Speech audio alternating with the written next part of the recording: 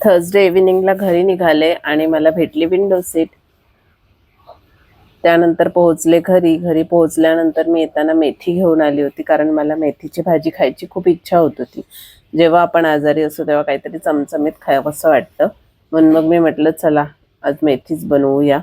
वेळ पण खूप कमी होता, कारण मला डॉक्टरकडे पण जायचं होतं, म्हणून मग मी चेंज पण केलं नव्हतं. डायरेक्ट स्वयंपाकाला लागली फ्रेश होऊन. मेथीची जुडी कट करून घेतली आणि त्याच्यानंतर ती छान साफ करून घेतली आणि बनवायला घेतली मेथीची भाजी. फक्त लसूण, मिरची आणि शेंगदाण्याचं कूट एवढंच घालतो आम्ही मेथीच्या भाजीमध्ये. आणि हो, मुगाची डाळ घातली होती. जशी माझी मम्मी वगैरे करते त्याच पद्धतीने केली. छान झाली होती खूप मेथीची भाजी. आज मला पटापट सगळं आवरायचं होतं, कारण जेवून मला डॉक्टरांकडे पण जायचं होतं आणि डॉक्टरांचं जे क्लिनिक आहे ते बंद होईल, म्हणून मी खूप फास्ट आवरत होते.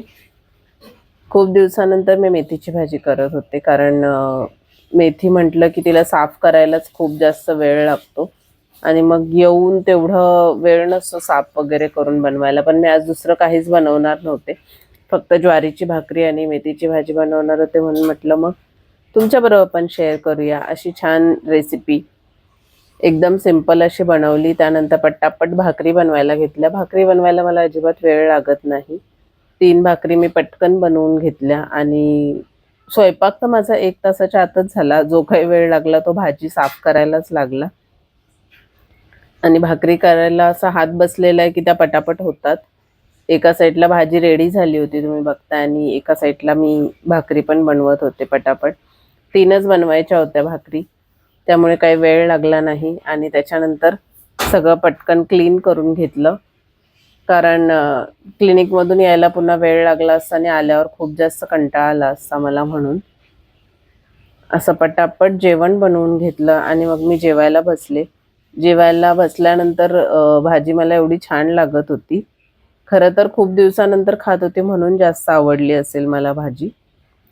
भाकरी आणि भाजी दोन्हीही खूप छान झालं होतं. त्यानंतर मग मी गेली डॉक्टरांकडे, कारण तब्येत अजूनही माझी तेवढी बरी झालेली नाही आहे. लास्ट टाईम झालं होतं तसंच इन्फेक्शन आहे असं वाटतंय मला.